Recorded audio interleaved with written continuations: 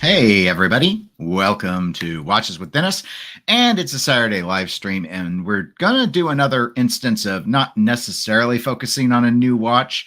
That's not really entirely true. One of these topics is really driven by the fact that a new watch has come out, and the other topic is driven by some new watches that have come out during Watches and Wonders. However, the focus is really going to be a discussion about British watchmaking, which I'm sure if you are from the UK, there's nothing more that you love than when an American passes judgment on your brands. But that's what we're going to end up doing today. So anyway, it should be an interesting discussion at the very least. Hopefully, I will try and make it entertaining. So we're going to focus today on Christopher Ward, and we're going to focus on Bremont. So those are going to be the two plans, but we're going to tie it in a little bit and focus more broadly on kind of, in the case of Christopher Ward, more where they're sort of positioned in the marketplace.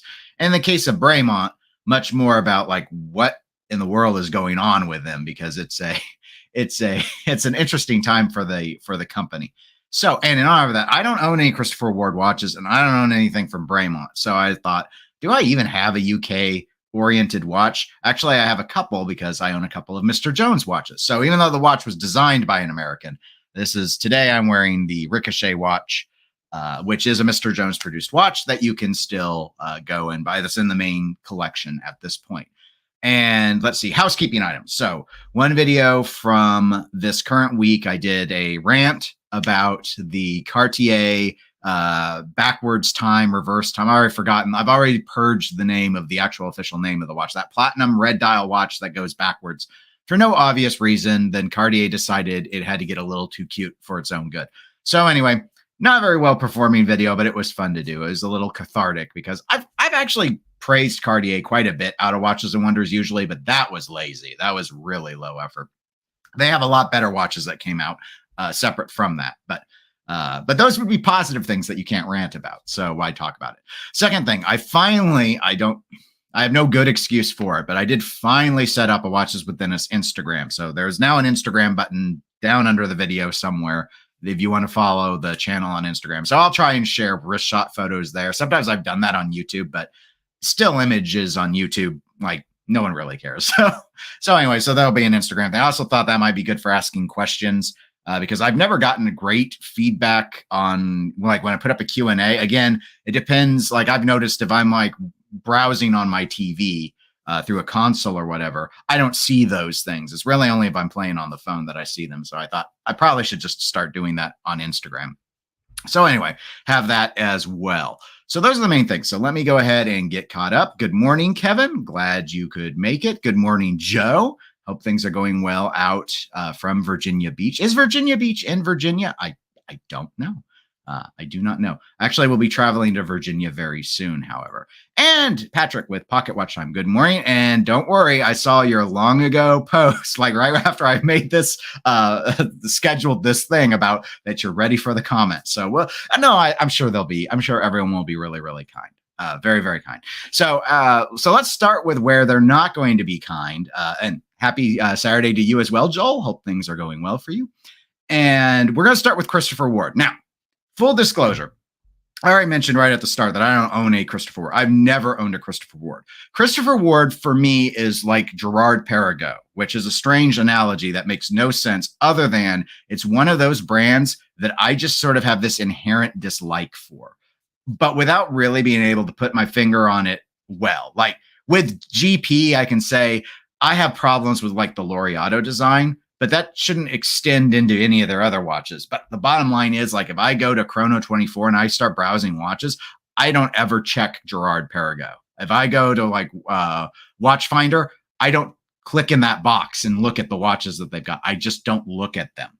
So Christopher Ward, I can't not look at Christopher Ward because it feels like half of YouTube shoves Christopher Ward down everyone's throat. It's borderline disgusting to me, but I'm sure it's all part of Christopher Ward's strategy where they really use a lot of the social media side, and they're a bit of a darling of social media. There's a lot of people that still refer to them as a micro brand, which I don't think is accurate. Obviously, it depends on your definition of micro brand. There's not a hard and fast rule as to what a micro brand has been. But Christopher Ward's been around for 20 years, and I think they make way too many watches to be considered a micro brand. They very much are a success story, a UK success story, or just a success story in watches in general. And they're playing up off of that with this latest release, which is another one of their The 12 line. So for those that aren't familiar, Christopher Ward's The 12 is their integrated, I was going to say steel sports watch, but they've actually done it in steel and titanium from the get-go. So now they have one that they're calling the X or the 10, or the Christopher Ward The 12. I don't know. Is this the X? I should probably have watched some of those videos. I only read articles about this watch. I'm guessing maybe it means it's X for 10 because I think the in-house movement this watch is using is 10 years old at this point. So it could be a celebration of the movement. This movement is not new. This movement's been around for a while. However, the watch is new. So I also believe this is the first time that Christopher Ward has done a skeletonized watch. It's the first one that I am aware of. And again, I've had all of them shoved down my throat. So I'm quite familiar with many of these watches. So overall specification wise, again, a blog to watch. I have a link in the video description. Not the best place to pull. They don't have a summary page of all of the details, but we'll go ahead and try and go through it. So as I mentioned, it's an in-house movement. It's the SH21 movement. That's actually a pretty substantive movement. It's, I believe, a 5-day power reserve. So very, very impressive in that regard. This watch is bigger than the other 12s. It's 41 millimeters. And it's also significantly thicker. It's now over 12 millimeters thick. It's 12.3 millimeters thick. Titanium, but not just grade 2. They did use sparingly a little bit of grade 5. We'll look at some close-up photos here in a moment. Grade 5 is used for the back of the case back itself. It's also used for the bezel. And you're able to polish grade 5 a lot easier than grade 2 can be manipulated. Grade 2 is harder. So that's part of the reason I'm sure that they went ahead and did that. And part of it's honestly probably just marketing so they can say they put both types in there. Butterfly bracelet, but also with micro adjust. That is not very common. I read I don't know if it's this article. I've read more than just this article. I read somewhere where there was a claim that they had claimed. I did not see this claim on Christopher Ward's website that they were the first to do a micro adjust butterfly. That is not correct if that was the claim. My understanding is the overseas from Vacheron has that and has had it for a long time. And I believe they're not the only brand either to do it. So anyway, that's where it was. Okay, that was here. So it extends, Christopher Ward's model of bracelet will let you micro extend 1.5 millimeters on each side. So a total of 3 millimeter of micro adjust, which is, I think, pretty good. That's pretty substantive, especially for a butterfly clasp where that is not common. But okay, yeah, they claimed it was unknown in an integrated bracelet. However, apparently a blog to watch is saying that is incorrect. Fomex has done it, and obviously Vacheron's been doing it for like a decade in their overseas line. So skeletonized dial work. There is loom around the chapter ring section, which pretty generously loomed with hour markers and minute markers. The minute markers are not loomed. And then back of the watch, movement is automatic, full rotor. Skeletonized those so that you can see the movement from both sides. I already mentioned the power reserve on the watch. It is a 4 hertz movement. It is cost certified. The power reserve, unsurprisingly, is achieved with a double barrel. And this watch is just under $5,000 US, depending on if you get it on the bracelet. So the bracelet with the butterfly clasp is $4,865 US, and then you can get it down to just under $4,500 US if you get it on a rubber strap. So I'll throw some photos up here and we will go into this. So let's see. Joe has actually said, I have a Christopher Ward C60 tied and I wear on an Erica's original denim strap. Use it as my beach watch. Good value. I liked the dial. A lot of people love Christopher Ward. My thing with Christopher Ward is, and I haven't looked as much at their older watches. Aesthetically, they're nice. Like if people ask me for suggestions, I don't refuse to suggest Christopher Ward, but I never consider them. For a mix of reasons, more about how they operate in the space. But, you know, everyone's got their own taste in watches, so I don't expect everyone to like every weird thing I like. And they're not all that weird in and of itself. Now, so overall, there's been a really interesting, I'm gonna throw this up here. This is their, sorry, I've got multiple tabs, as you can see. There we go. This is the one I wanted. I ended up not using the other one that I just closed out looking at their main site. So they have a magazine called Loop Magazine, and they have a piece. I have a link to this in the show notes as well, or excuse me, video description. I'm used to podcasting. So you can go and you can read up all the stuff that they brag about this watch. So, and there's a lot in here. The big thing about Christopher Ward that I've always heard, and I agree with it, is the value proposition. They're very good about articulating their value proposition. You can, for around $1,000 US, get a lot of horology in your watch. Like you can get a lot of specs, you can get a lot of decent finishing and all the rest of it. And as you move up the price ladder, they do more and more things. This is a pretty significant, I mean, they may have other watches that were around $5,000, but we're in Tudor territory now. So this is an interesting place for them to compete. And I don't know whether or not they can do it, but I think they've been around long enough that they might. I think it's fine for them to try. So anyway, here's a nice close-up though of the movement and the finishing. And one of the things that they emphasize about all of this is the machine finishing nature of the movement and how they've worked with the titanium, obviously the construction of the case and all the rest of it. And I think the reason for this, in a way, makes sense. Like they spin it, again, I'll use some loaded language. They spin it in the sense that they always believe in being really, really transparent. And it's a fair critique that a lot of watch manufacturers are shockingly opaque about how things are done. That being said, a lot of this stuff that goes on in here, in this write-up, in the Loop Magazine write-up, is really emphasizing the machine finishing like a positive. It's not a negative.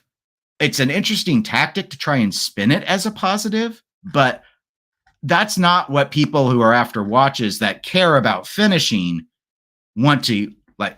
You need to be honest, but it being machine finished isn't a selling point. It being finished is a selling point. And then after that, it being hand finished is a selling point. It being machine finished is not and will never be a selling point. So what surprised me about this is they're trying to actually get it so that the machine finishing is a selling point.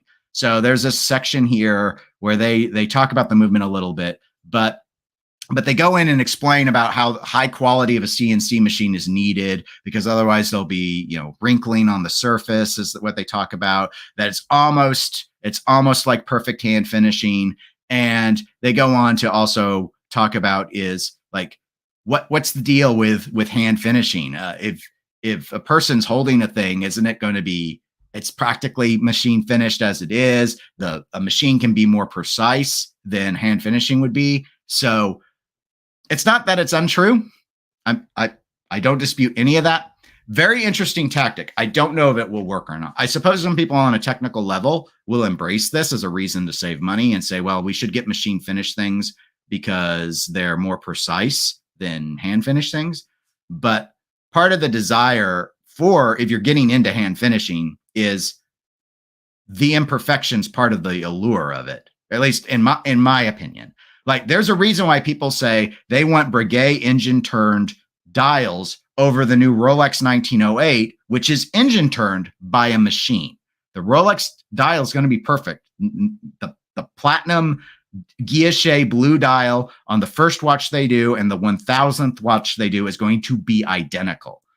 Are the Breguets going to be identical, or is there going to be a flaw in the workmanship because a person's manually manipulating it? Again, you probably only see it under a loop, because if it's too flawed, they throw it out. But that's part of that principle. If you care about hand finishing, and you don't have to, but if you don't care about hand finishing, I just want it to be finished. At $5,000, I would never expect Christopher Ward to hand finish a movement. It's also not unique that a machine finishing is done at that price point. Now, Tudor could take a lesson from Christopher Ward and go, you know what, maybe we should be getting a nice CNC machine and doing some machine finishing at this price point, or hide our shameful movements behind close casebacks. But Omega machine finishes their movements. I mean, the whole spiral pattern that they've got going on their rotors and stuff, that's all machine finished.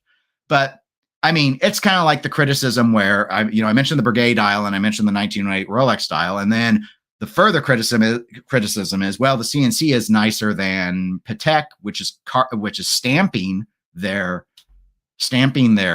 new Calatrava dials for that carbon pattern. And stamping has always been seen as less appreciated as machine turning. And I don't know where CNC cutting falls in, probably in between the two. So I don't know. I just think it was an interesting strategy for them to go ahead and really, I get it. And it looks not, I mean, this is nice, very nicely machine finished. So let me give some praise to this watch. I'll catch up on chat because I'm dogging it a little too much. The watch, how they've done it, it looks really good. I just don't like the marketing approach that they're taking with it. So yeah, all right. I mean, we're not looking at Côte de Genève or anything, but I mean, these are nice spiral brushed patterns. The bead blasted or media blasted look on this reminds me a little bit of something like you'd see out of Yema, except they've got more. Like Yema would have just blasted the whole thing. So that there's a mix of this stuff looks pretty good. The polishing on the watch looks pretty good. Yeah, we're not getting mirrored on anglage. This is a $5,000 watch though, so I'm not shocked at any of that. And the movement, as I've noted, it's been around for a decade. This is not an untested movement. This is a very nice in-house movement that Christopher Ward has. Now, in terms of the watch itself, if you want a skeletonized watch, I don't know of a watch that's going to be. Is there a cheaper skeletonized watch? I mean, there may very well be. I can't think of a good one. I think Oris has a skeletonized watch, but I think it's also about $2,000 more than this. So if you really want a skeletonized watch, this definitely should be something you look at. Now, totally separate from Christopher Ward, I hate skeletonized watches. I hate all of them. The best I've ever seen come out of Cartier, and I still don't like them, but they're at least legible.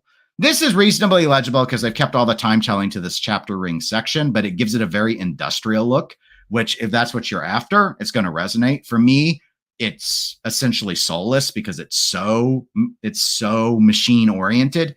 But that's often how skeletonized goes. I think it's really hard to do like a romantic skeletonized watch if you want to go that route. I just don't like it. I find it relatively illegible.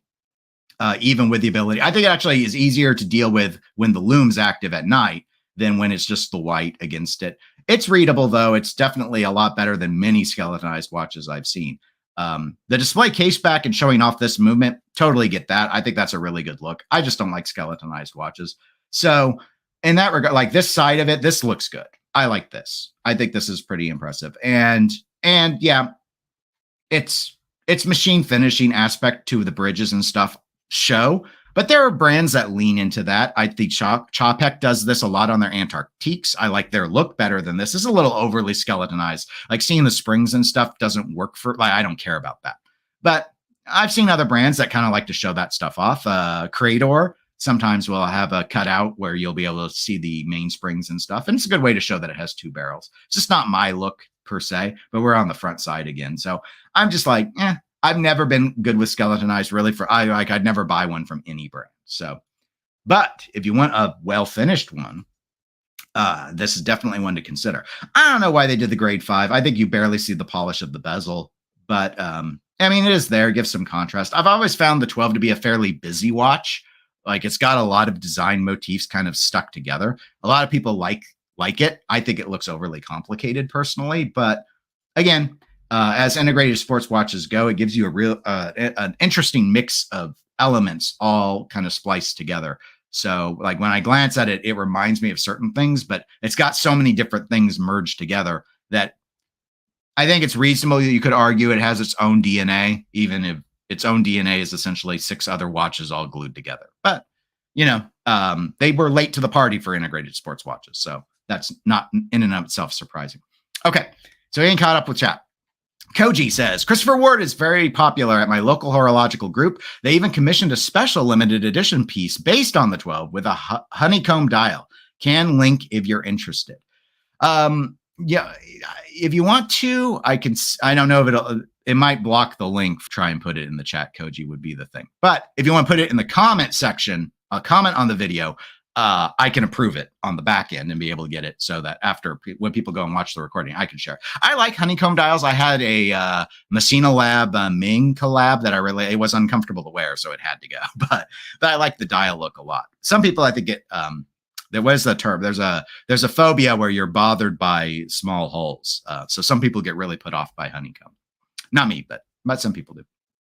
Joe Bolt says, fun fact, I found your channel when I was watching videos about the Christopher Ward moon phase C1. Ultimately, I decided to go with Kickstarter by Loresum that had better legibility. Christopher Ward, well, thank you. And now here I am being a little harsh on Christopher Ward, but this will do fine. I think, well, actually, we're going to explore that in a little bit.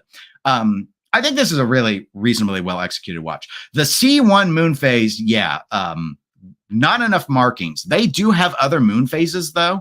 Where they actually have markers. But I mean, obviously you found an alternative that you felt was very legible. So good on you for that. But just so you know, the C1 isn't their only, that was like their newer one. They had, I didn't have a standalone video for their prior moon phase, but they have a moon phase that actually like has hour markers and stuff, which I think looks a lot better. But you know, they were going with that whole what that was the aventurine one, right? Another dials type I don't really care for, aventurine dials. But that like no markers crap, Moser does that on half their watches. I hate all of those. And I like Moser, but sometimes Moser is a little too cute for its own good. So, in my opinion. Joe says, this Christopher Ward X price is pricey. The fans will buy, but it won't be as popular as the 12 because it loses the value proposition. At that price, I'd buy a used Zenith Defy Skyline. This came up a lot in some of the comment sections. I don't know if it was on a blog to watch, but it came up on some of the other articles I read about it. Was a lot of comparisons to the Zenith Defy. I mean, obviously at the new price point, this is like what, less than half the price of the Defy. I don't remember what the skeletonized Defies go for new, 13K maybe US, but they do take a bath on the secondhand market. So once you consider a used one, you are getting pretty competitive in that regard. Also, as I noted, and I'll try and find it here, Oris has a skeletonized watch as well. It also is probably going to take quite a bit of a loss, I would imagine, on the secondhand market because Orises don't hold their value. But I believe it starts also higher up than, well, now this is interesting. So I went to Joma Shop for the skeletonized watch. So now we're going to look at no, I don't want a discount because it's already discount. Okay, so the retail price on the Oris is $8,500.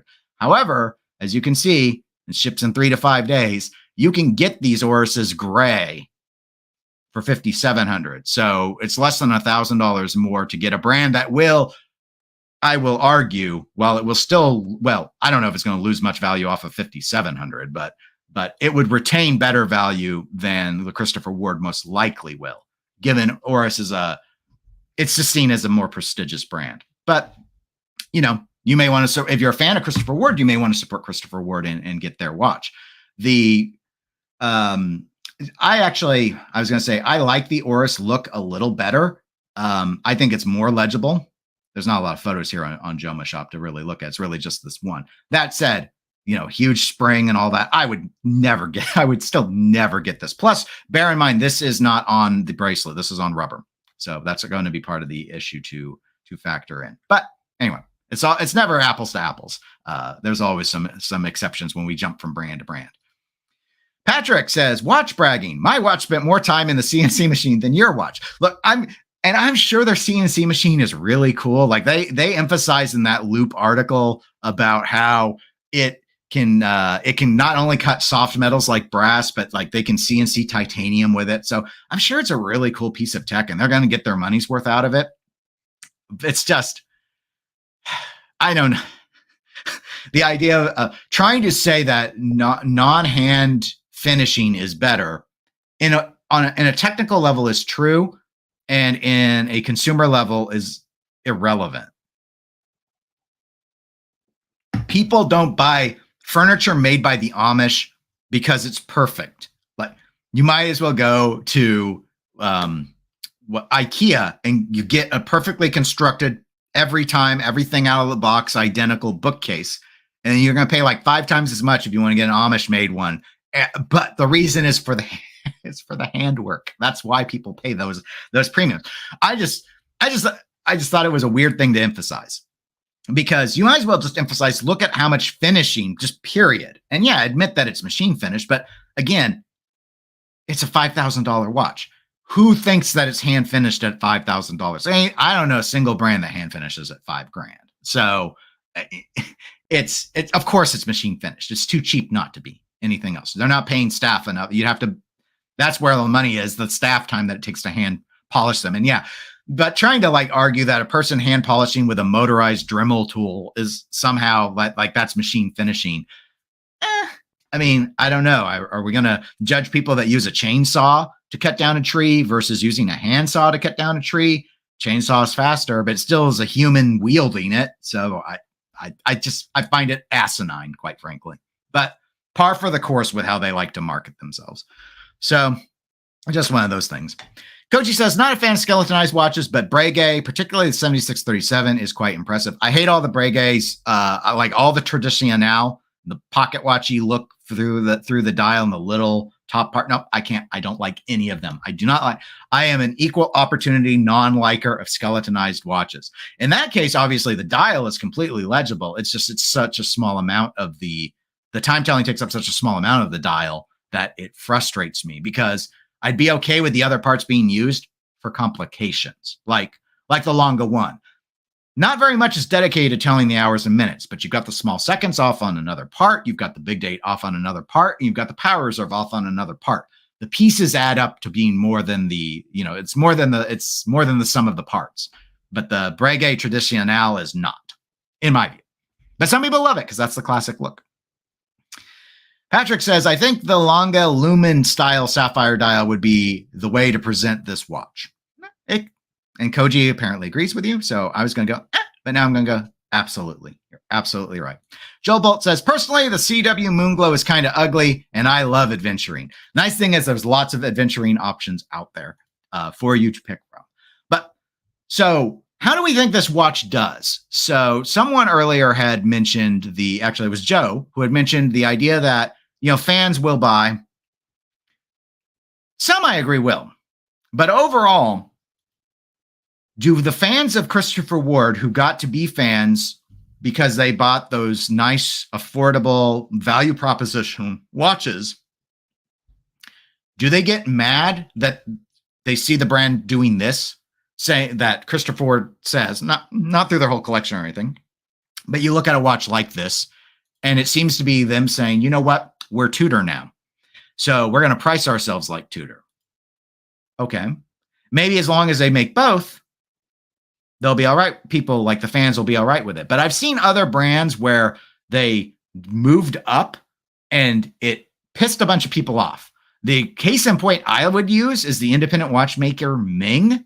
So I brought them up earlier regarding the Messina Lab collaboration. But Ming is initially it came in like these watches were like what were they like $1,500 to $3,000, and then Ming started doing watches that were like $3,000 to $5,000, and then they were like $5,000 to $10,000, and then they had started having watches over $20,000, and then everyone just is kind of like, Ming, what are you doing? And it was like, well, they found all the success, they were selling out. As soon as they do a release, so pre-orders would be a big hit. People were flipping the watches for more than I traded my Ming away well after the peak for more than I paid for it. So it's like that kind of drove them in that way. Now, Christopher Ward doesn't have that same impact. Like their watches don't go more used than they do new. But I could see where some people might be kind of like some of the Ming fans, which were like, you've lost your path. I think Christopher Ward doesn't think that. I think they say we're still doing the same approach to like 3x whatever it costs us to make the watch. Like our upcharge profit making philosophy is identical for this skeletonized watch as it is with anything else that we did, 20 years ago. But I don't know if all the fans go along with them, because I think a lot of their fans who maybe get a Christopher Ward every other year they don't buy watches this expensive. Not all of them. Like it would be too much. It'd be too long of a savings, and all the rest of it. So yeah, that's the question. That's the question I would have about it. Joe asks the question: is this the full gold Tudor equivalent? I don't think so. This is as high as it is price wise. This is still pretty incremental. So they basically were, because we've already seen, they've been going up market a little bit. Obviously not as necessarily as big of a jump, but like the Bel Canto and the 12, it's like the 12 and you had the 12 titanium and the price point. And then the Bel Canto it was before the 12, but obviously the dollar amounts to get into a bel canto was more than what people were used to with Christopher Ward, but the complication really seduced a lot of people. A lot of people, though, who weren't already Christopher Ward fans got in because of the bel canto. Like, it just was like a new gateway. They weren't the longtime fans. They were people that desperately wanted a knockoff minute repeater and didn't realize that Meistersinger had already done this years ago and pretended this was a new idea. But they used the same movement. I mean, poor Meistersinger. To be fair, I think for most people, the bel canto is going to be a far more attractive watch than the Meistersinger is. But Meistersinger was at the table first, so I'm going to give him credit for that. So no, I don't think it's the full gold Tudor equivalent. If they were to have done like a $10,000 watch, that's probably where I would say, yeah, that feels that way. Again, as long as they're still I think this is fine as long as they're still playing in both ends of the pool. Like if they want to do watches around $1,000 and watches around $5,000, I think that's fine. I think that their brand is established enough and big enough. There's no reason they shouldn't be able to do that. Now, how successful is the higher dollar end line when now that's going to be, okay, this is better finished work than what we see in Tudor's movement, but people don't buy Tudors because of the finishing. People buy Tudors because they look like old Rolexes, or they buy Tudors because they want to get on a list for a Rolex, or they buy Tudors because they like the case design and the specs and how it feels to wind it and how they wear. I mean, there are a variety. You're competing with well-known brands that don't diminish as much second. Tudors go for less secondhand, but they don't fall as much. They're very easy to move. You can trade them. You can find buyers for them readily. When I sold my Tudor 1926, it took like 2 days. And that is one of the least popular lines that Tudor has. But it's a Tudor, and the name carries a lot of weight. So that's more of the thing. I think overall this is fine for them. And while it's not my style of watch, I think it's a sign of positivity in the sense that Christopher Ward is comfortable doing something like this, that they are established enough at this stage that they feel that they can move up market and try and put in some more impact there. And I think there's space for them to carve out a niche. I just don't think that they're going to carve it out as quickly as they did at the lower dollar spectrum, simply because at the lower dollar spectrum, you just have more people who are hungry for something that's impressive. And Christopher Ward could give you decent finishing and a decent movement and a decent watch for a very good price. And when we start moving up more, there are already other good watches, and they can argue the value proposition, but it's apples and oranges. If you're arguing movement finishing, is it really, do you care that much more versus going gray and getting an Omega 300M and getting a machine finished watch? I guess it depends if you want skeletonized and if you want titanium. So it's sort of things like that, but it's just the competition is more fierce is the thing that I guess I'm rambling on about to kind of get to. So anyway, so that's Christopher Ward. So they're doing really well. Like UK, they got to be the pride and joy watchmaker of the UK, right? It ain't Bremont, that's for sure. So that's the second thing I wanted to go ahead and talk about is Bremont. I did not touch them with a 10-foot pole on Watches and Wonders. We didn't talk about them at all when we did the live stream panel a couple of Fridays ago. I haven't brought them up on any standalone videos. Those who are in the Watches with Dennis Discord, which again, link to that is in the video description. You don't have to you don't even have to subscribe to be a member of the Discord if you want to be on the Discord. But I asked, because I was thinking about doing a standalone video on this, and I felt I'm too ignorant about the brand to pull it off. But someone shared a video with me. I was able to find a couple write-ups. Again, just coincidence, a blog to watch had a decent write-up that actually not so much about them talking about these new Terra Nova watches, though that's the article we're on, but rather they really dove into a lot of the decision-making that's happened at Bremont. So they have a very, very different look going on now. And that's, we're not going to focus on the specifications of these watches per se. I'll let you see some of these photos just because to give you a sense of what's going on. I was hoping for a little more of a top down rather than this weird kind of trying to not show the chapter ring at the 12 spot. Maybe they just did them all this way for their renders, which is kind of lame. But yeah, well, we'll work with what we got what we got. For those that don't know what the old Bremont look was like, let me show you one of the ones we did talk about on this channel. And that the one, I think maybe the last Bremonts we covered were the Argyle collection, as tied with that movie. So you see the difference. And if it will maybe refresh. There we go. Good old Bremont. So All right. So a lot of people have been focusing on how they like the old logo with the propeller and they don't like this new logo with this compass. Okay.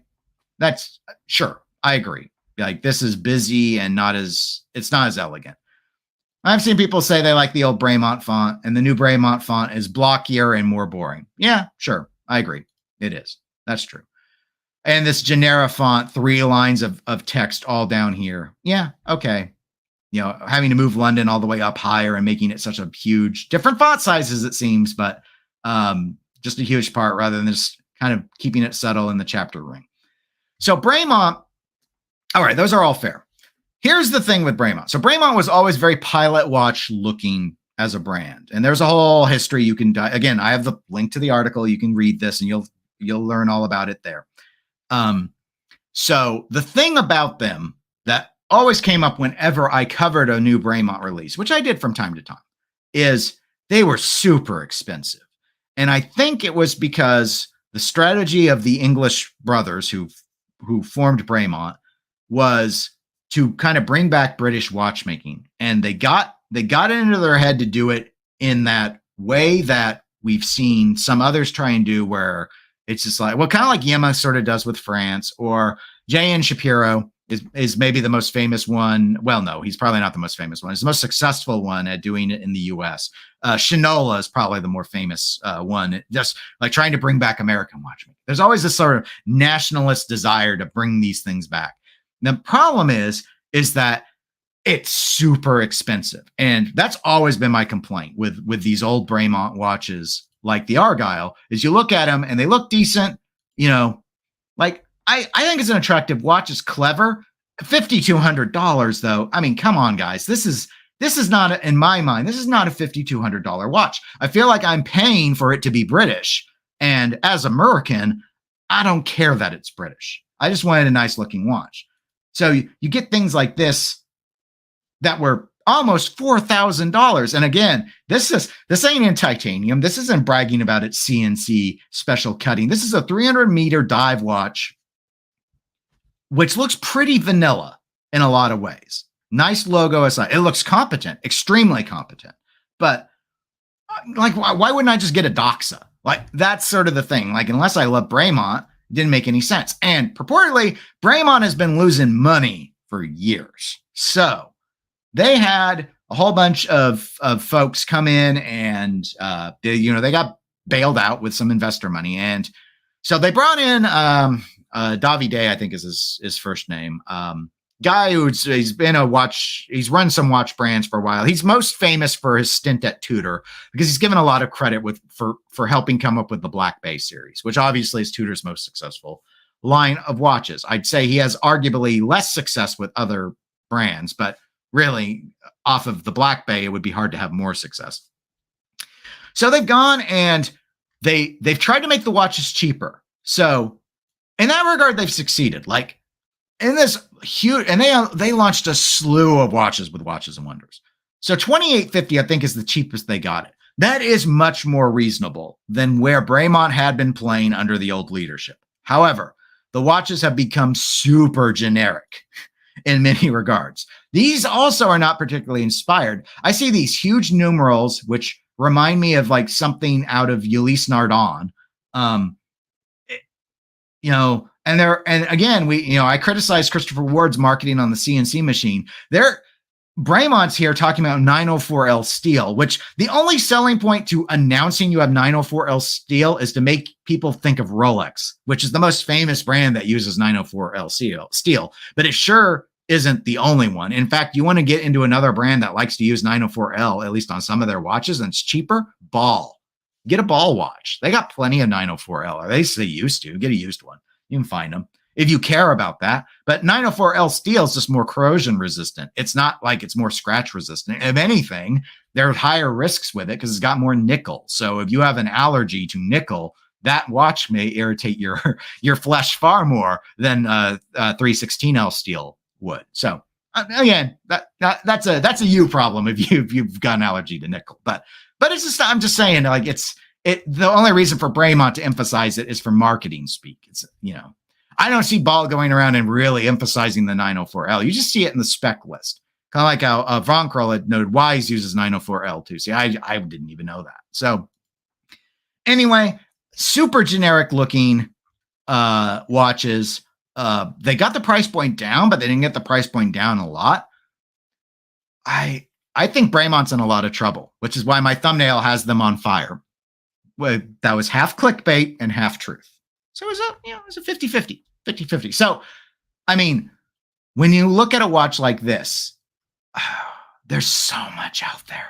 There's so much out there like this that you could get. And actually, this article that talks about the Terra Nova watches with a blog to watch, super harsh in some ways about this. Like this line. This is something I expect from a Kickstarter brand using catalog parts, not from a brand asking $3,400 for a dive watch on a bracelet. And at $3,400, there's plenty of gray market Joma Shop Tudors you could go and get that are going to look more unique than what you see here. This is so. Anyway, well, here's a list of pricing. If for those of you who can see, I'll zoom in a little bit. If you were curious about like the line of their stuff that they kind of launched, and this wasn't everything either. Like one of the things I have not even gone and looked at it yet, so I'm hoping we can find it on the Bremont website. This is not. They have their old stuff and they have their new stuff, but so we see all of this stuff that they've come out with, all these different designs, all very vanilla looking, I suppose. At least I feel they are. It's like, I see where they think the marketing, you see, like this one, I was going to say, this looks really unique, but this is this was the old, if it's got the old logo, it's the old design. So they even took one of their lines, was it the submarine? They took one of their lines and redid it as, like it's a whole new aesthetic, but they changed the whole design, but they kept the name. And I don't understand it. So yeah, I didn't see the thing I wanted on the on their page. So now I'm gonna do a search. So here we go. There we are. So well, it says, I'm sorry, I'm not showing you guys. I feel bad. So yeah, they've announced rose gold watches. This, Joe, where you ask, is this the full gold Tudor equivalent? This is. I wish I had a photo for you. Do they have one? Just says that they've got gold. All I read is that this was revealed at Watches and Wonders is that they were also going to do gold. Well, maybe they don't have a picture of it yet, but that they were going to do gold cased watches. A brand that was too expensive. So they come in, generify their entire line of watches. The other watches with the old logo are just stuff they're trying to clear out. And to try and get the price points down, they don't get them remotely down as far as you'd expect out of micro brands, even though they look like micro brand watches by and large. And then they also say, oh yeah, but we're also going to do all gold, solid gold cases. It doesn't make any sense. It makes no sense. So I just thought that was a shocking thing for them to go ahead and reveal, but it's just, I don't know. And they've done stuff with gold before. So like some of their limited edition watches, but this was again, when they were trying to do so here's an old one that they used to do. That's $22,000. Again, when Bremont's you were lucky to find one under 4,000, I guess. Bremont never found its way, in my opinion. It's always been a somewhat misguided company. I think they have a really nice in-house movement that they've developed. They're not using it anymore, which I guess makes sense because it's probably not economical for them. And it took them a long time to spool it up. They built a whole, they have a whole factory trying to do the movement. And now they're not running forward with it. They're like running forward with Sellita movements, which honestly, given how much trouble the brand purportedly is in, makes sense because, I wanted to point out like J.N. Shapiro. So to my knowledge, J.N. Shapiro is probably the most American-built American watch manufacturer. Like practically ever, like being able to actually put made in the USA. Like I don't know if he can yet, but he's the closest that I know of. Like trying to make their own hairsprings and all the rest of it.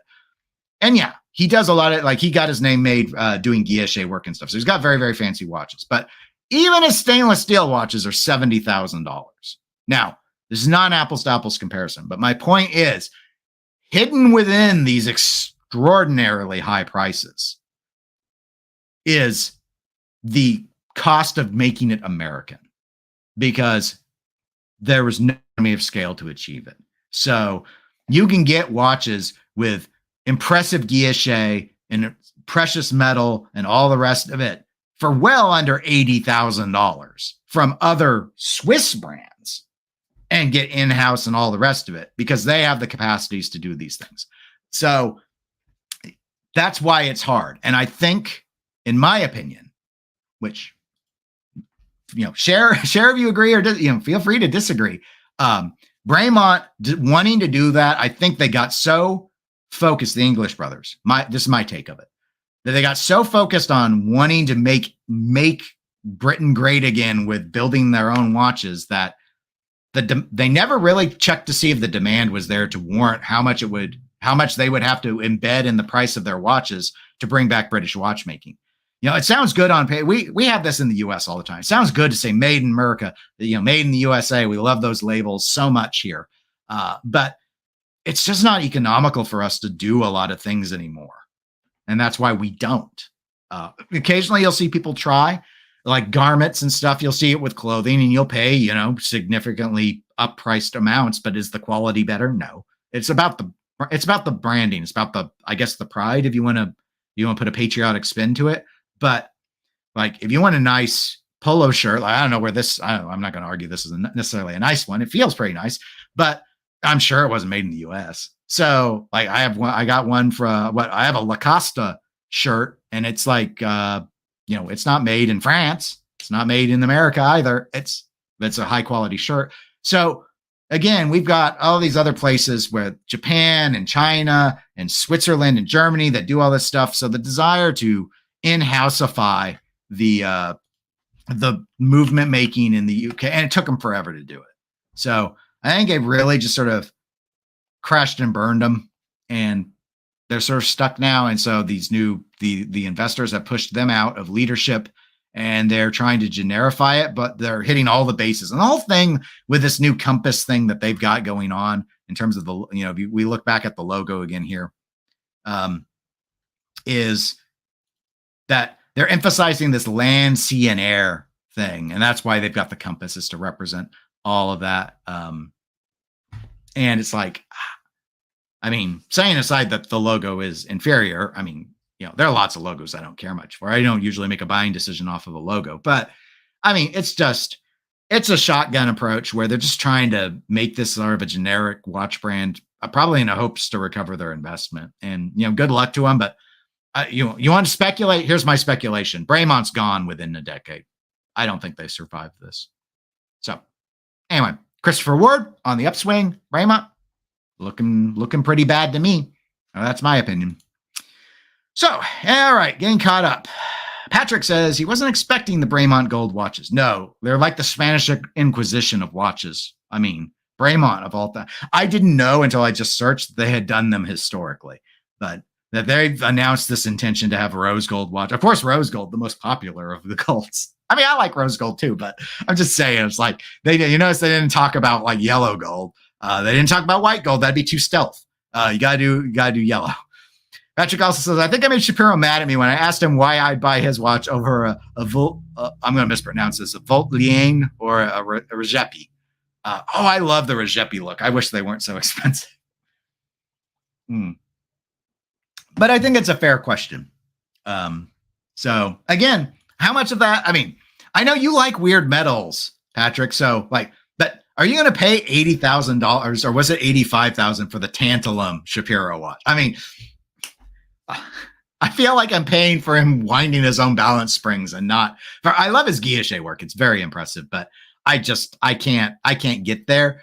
It's like I'll take my several thousand produced Vacherons and even Patek. Most of the Patek watches I don't like, but I'd rather have a semi-complicated Patek than get add 20,000 more and get that. Or Breguet. Breguet plays so well in the guilloche space. Beautiful guilloche. if I really want that sort of classical look. Or you want to go around the same price point, Chrono Swiss doing a lot of really nice gears. Now, granted, their Green Monster watch that they put out at Watches and Wonders was an abomination of complete clashing. I actually looked on Google, and it was like, those colors do not go together. I was like, thank you, Google, because I thought maybe I was taking crazy pills, but it was green and orange and purple. I think none of those work. But what do I know? I'm just a simple watch YouTuber right now as a hobby. Professionally, I'm a nobody. I definitely know nothing about design. I just know it was ugly. But that's really all I had to cover today. I just thought we'd spend a little bit of time on British watchmaking. So to wrap things up, next Saturday, I actually have a work thing. I will not be live streaming next Saturday. I will not be live streaming next week. It's an intensive thing. I will not have time. So I thought about maybe premiering a video and pre-recording it. I just don't know if I'm going to be able to put it together over this next week or not. So I have not fallen off the face of the earth. Just be aware, I will not be streaming next Saturday. And I should be available for the Saturday after that. I'm going to be cutting it close. It's going to depend on some other work stuff that's right up against it. I should be okay though. So I'll announce, not that like to the 12 of you on who care, I'll announce something. I'll put it on YouTube if I can't do it. But just FYI, I won't be on next Saturday. So that's pretty much it. I still haven't put together our Watches and Wonders, like winners, losers. I've still been leaning towards wanting to do that. I just haven't been able to still review everything that came out of there. I know I won't see everything, but there's an awful lot of stuff that I'd like to kind of summarize and kind of put a cap on that event. I may wait a little bit longer even. I don't know if it would, that's probably one of those videos I don't expect would do very well anyway. It's just sort of for the fun of it.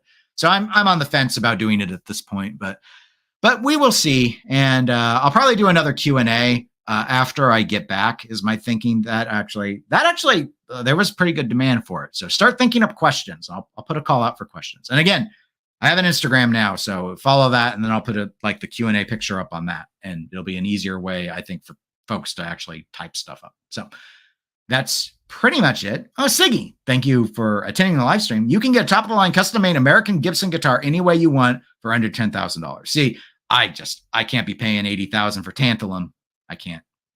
And yes, there is. We are in storm watch for tornado. But this is Kansas.